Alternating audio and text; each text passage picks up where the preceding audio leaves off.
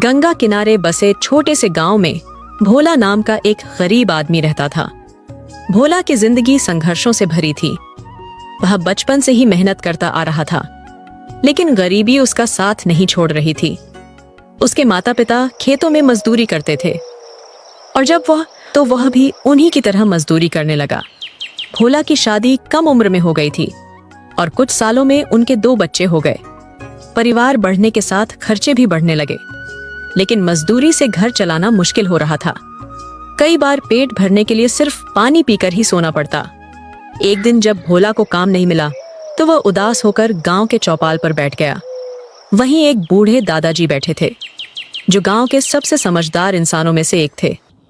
उन्होंने भोला से पूछा, बेटा इतना उदास क्यों है?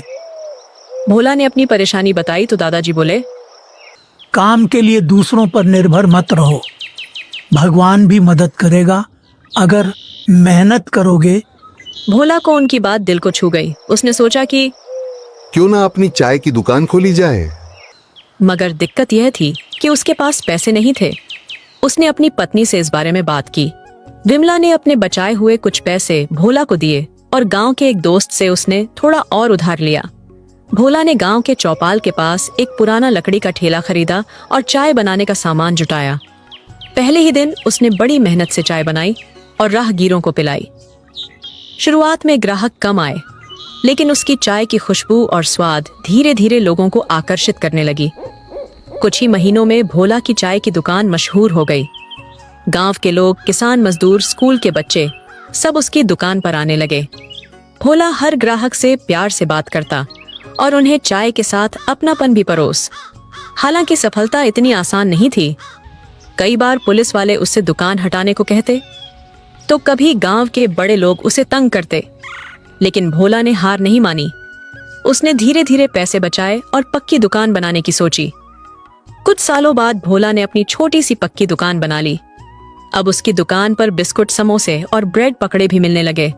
उसका परिवार खुशहाल हो गया। बच्चे स्कूल जाने लगे और पत्नी को भी उसने दुकान में मदद करने के लिए साथ रखा।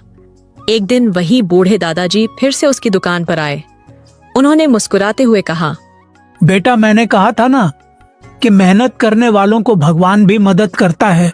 भोला ने कहा, दादाजी आपकी बात ने मेरी जिंदगी बदल दी। अगर इंसान ठान ले तो कोई भी गरीबी उसे रोक नहीं सकती। भोला की कहानी हमें यह सिखाती है कि जिंदगी में कितनी भी मुश्किलें आए, अगर हम मेहनत, धैर्य और आत्मनिर्भरता के साथ आगे बढ़े तो सफलता जरूर मिलेगी। एक छोटे से गांव में सोहन नाम का एक किसान रहता था। उसके पास एक छोटा सा खेत था जिसमें वह अपनी पत्नी गीता के साथ मिलकर खेती करता था। उनके एक बच्चे थे, सोहन। दिन रात मेहनत करता था, लेकिन उनकी मेहनत का फल कभी अच्छा नहीं निकलता था। बारिश कम होती थी तो सूखा पड़ जाता था, ज्यादा बारिश होती थी तो फसलें बर्बाद हो जाती थी। एक दिन सोहन खेत में काम करते हुए उदास हो गया। सोहन, तुम इतने उदास क्यों हो? गीता, हम कितनी भी मेहनत कर ले, हमारा भाग्य साथ नहीं देता। हमारी फसलें कभी भी अच्छे से नहीं उगती हैं। लगता है कि हम इस गांव में कभी खुशहाल नहीं हो पाएंगे। सोहन, हार मत मानो। हमने इतनी मेहनत की है, हमें निराश नहीं होना चाहिए। हमें नए तरीके से खेती करने की कोशिश करनी चाहिए। नए तरीके से कैसे? हमारे पास तो कोई पैसा नहीं है कि हम नई तकनीक खरीद सके। हम गांव के सरकारी स्कूल में जाकर कृषि वैज्ञानिकों से सलाह ले सकते हैं। शायद वे हमें कुछ अच्छे सुझाव दे सके। सोहन को गीता की बात अच्छी लगी।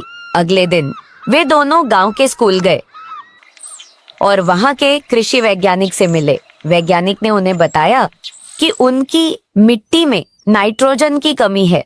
उन्होंने उन्हें बताया कि कैसे वे अपनी फसलों में जैविक खाद का इस्तेमाल करके नाइट्रोजन की कमी को पूरा कर सकते हैं। सोहन ने वैज्ञानिक की बातों को ध्यान से सुना और उन्हें धन्यवाद दिया। घर लौटकर उन्होंने गीता के साथ मिलकर जैविक खाद बनाने का काम शुरू किया। उन्होंने गांव के अन्य किसानों को भी जैविक खेती के बारे में बताया। अगले साल सोहन ने जैविक खाद का इस्तेमाल करके अपनी फसल उगाई। उनकी मेहनत रंग लाई और उनकी फसल बहुत अच्छी हुई। उनकी फसल देखकर गांव के अन्य किसान भी हैरान रह गए। उन्होंने